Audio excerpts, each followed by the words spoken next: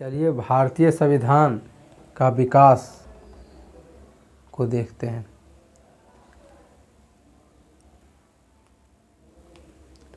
16वीं शताब्दी के अंत में लंदन के कुछ व्यापारियों ने भारत से व्यापार करने के लिए लंदन कंपनी की स्थापना की। 1600 ईस्वी के अंतिम महीनों में लंदन कंपनी को भारत में व्यापार करने का अधिकार पत्र मिला। इस कंपनी ने ईस्ट इंडिया कंपनी के नाम से भारत में व्यापार करना शुरू किया। 1707 में औरंगजेब की मृत्यु के बाद केंद्रीय प्रशासन के शक्तिहीन हो जाने के कारण ईस्ट इंडिया कंपनी ने यहाँ आंतरिक राजनीतिक गतिविधियों में हस्तक्षेप करना प्रारंभ कर दिया। 1757 में प्लासी के युद्ध में सिराजुद्दौला को पराजित कर कंपनी ने बंगाल पर आधिपत्य जमाया। 1764 में बक्सर के युद्ध में कंपनी ने जीत हासिल की। भारत में कंपनी के बढ़ते राजनीतिक प्रभाव पर संसदीय नियंत्रण के लिए ब्रिटिश सरकार द्वारा समय समय पर अधिनियम पारित किए गए। इन अधिनियमों ने भारतीय संविधान के निर्माण के लिए एक आधार तैयार किया। सबसे पहला एक्ट 1773 का रेगुलेटिंग एक्ट को देखते हैं। तत्कालीन ब्रिटिश प्रधानमंत्री लॉर्ड नॉर्थ द्वारा गोपनीय समिति की रिपोर्ट पर 1773 में ब्रिटिश संसद द्वारा यह एक्ट पारित किया गया। इसका मुख्य उद्देश्य कंपनी में व्याप्त भ्रष्टाचार एवं कुशासन को दूर करना था।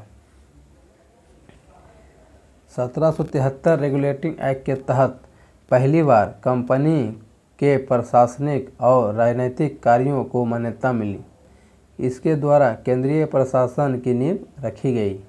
इस अधिनियम द्वारा बंगाल के गवर्नर को बंगाल का गवर्नर जनरल कहा जाने लगा तथा मुंबई एवं मद्रास के गवर्नर को इसके अधीन किया गया। इस एक्ट के तहत बनने वाले पहले governor general Lord Warren Hastings थे। इस एक्ट के अंतर्गत कलकत्ता प्रेसिडेंसी में एक ऐसी सरकार स्थापित की गई जिसके गवर्नर जनरल वारेन हेस्टिंग्स और उनकी परिषद के 4 सदस्य थे। पहला सदस्य फिलिप फ्रांसिस, दूसरा मॉनसन और तीसरा बारवेल और चौथा क्लेवेरिंग थे। वे अपना सत्ता का उपयोग संयुक्त रूप से करते थे तथा गवर्नर जनरल और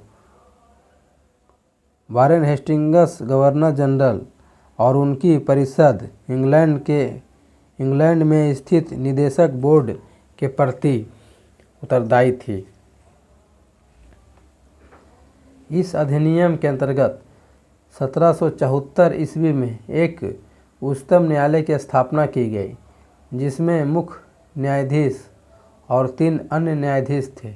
इसके प्रथम मुख्य न्यायाधीश सर इलिजाह इम्पे थे तथा अन्य 3 न्यायाधीश, पहला चैम्बर्स, दूसरा लिमेस्टर, तीसरा हाइड। इसके तहत कंपनी के कर्मचारियों को निजी व्यापार करना और भारतीय लोगों से उपहार व रिश्वत लेना प्रतिबंध कर दिया गया। इस अधिनियम के द्वारा ब्रिटिश सरकार को बोर्ड ऑफ डायरेक्टर्स के माध्यम से कंपनी पर नियंत्रण सख्त हो गया। इसे भारत में राजस्व, नागरिक और सैन्य मामलों की जानकारी ब्रिटिश सरकार को देना आवश्यक कर दिया गया।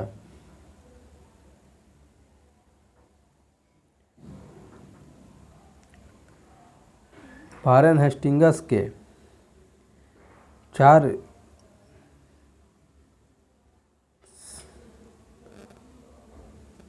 सदस्य को देख लेते हैं। पहला फिलिप फ्रांसिस, दूसरा मॉनसन, तीसरा बारवेल, चौथा क्लेयरिंग। और उच्च न्यायालय के 3 अन्य मुख्य न्यायाधीश को देखते हैं। चैम्बर्स, दूसरा लेमेस्टर, तीसरा हाइड।